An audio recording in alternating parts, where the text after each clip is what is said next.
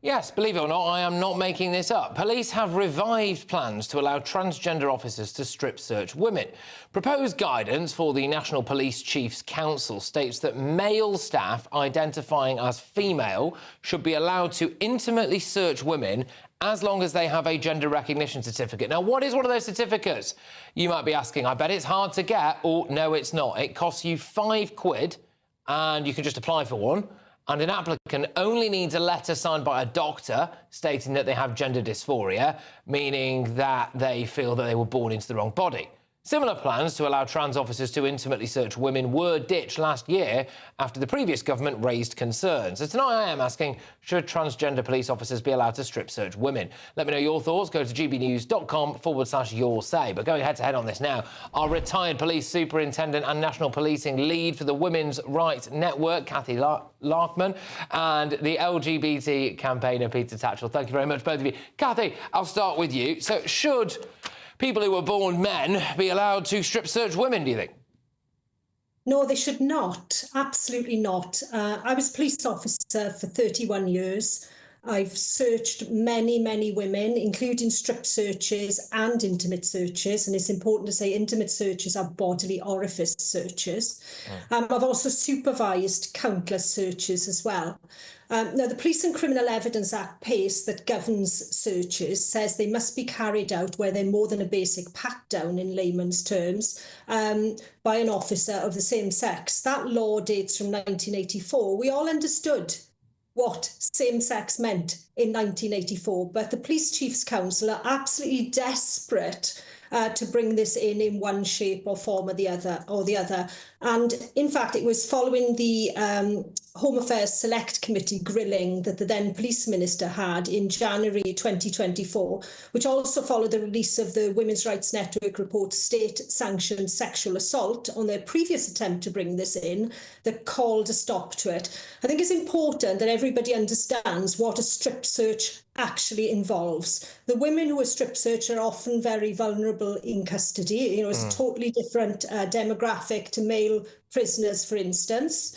You know, when a strip search involves the removal of your clothing, the exposure of your breasts, your genital area, you may be asked to bend over and expose your vulva area as well. It's very traumatic. It's important these are carried out properly and in accordance with the law. And I think we all remember Child Q, the 15-year-old girl who was exposed to this. How much worse would that have been if the officers doing that were male? OK, Cathy, I'll come back to you. Peter, there's a lot for you to come back to there. I do just put it to you there. I mean, why on earth should someone who was born a man, who maybe puts a wig on and pays £5 for a gender recognition certificate, be able to intimately search women?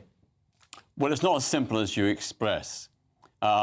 The gender recognition certificate requires the person to have lived in their acquired or affirmed gender for 2 years, and, as you say, get a doctor, a medical affirmation that they have gender dysphoria. Not going to be that to get that certificate is not easy. It's got quite a few hurdles. But leaving that aside, this proposal is just a proposal. It's not policy. It's just an idea that's been put out, which will be considered by the National Chief Police Council in due course.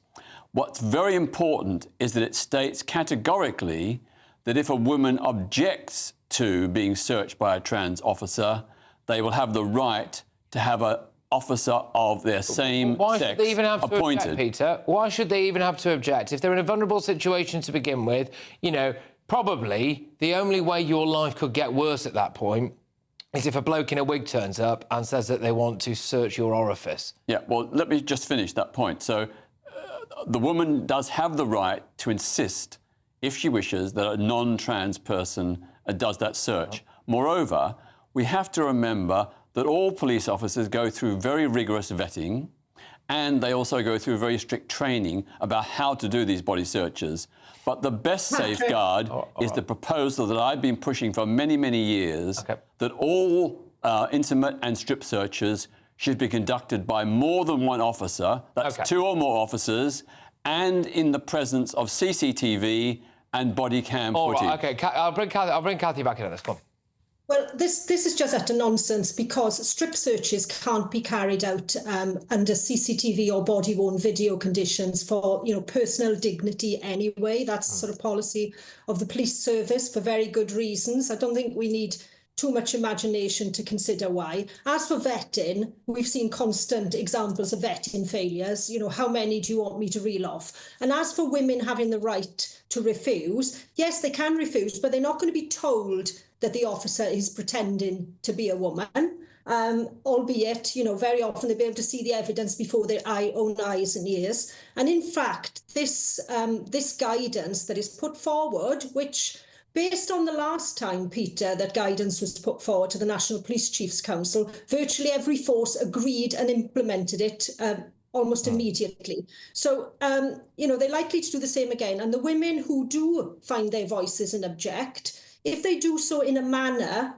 that the policy finds objectionable, they will find themselves being dealt with positively. And police officers know what is meant by positive action. They will be expected to be arrested and subject to a criminal investigation. That is not good enough. Human rights matter for women too. I totally agree that women in the force or outside the force should have a right to object. Their voices should be heard. Their arguments and evidence should be listened to and taken into account. But going back to your point, I accept that under normal situations, doing strip and intimate searches with CCTV and body-worn cams would be problematic unless there were very strict guidelines about what happened to that footage. And there are ways of ensuring that footage. Let me finish. There are ways of... So many different points here. There are ways of making sure that footage is safeguarded. Ultimately, in your logic, by a woman having to be strip searched on camera to accommodate the fact that a bloke in a wig wants to be able to strip search her. No, I am saying all strip searches, and I speak as someone who myself have been subjected to police strip searches, which I would say, when a police officer grabs my genitals and squeezes my testicles until I screamed, that was unlawful.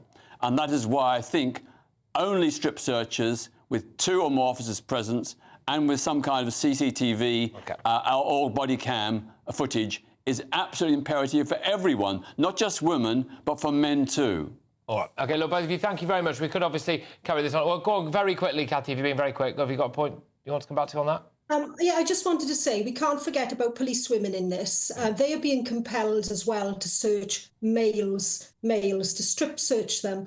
And those police women will likely be disciplined if they refuse, for all the fine talk in this NPCC policy. And I know for a fact, at this point in time, senior officers are already considering disciplining female officers who refuse. It's simply not good enough. All right, but that's wrong. That's wrong. Well, I think Cathy might know slightly better. But anyway, Cathy Larkman, thank you very much. As of course, the retired police superintendent and national policing lead for the Women's Rights Network and LGBT campaigner Peter Tatchell. Right, coming up, work shy...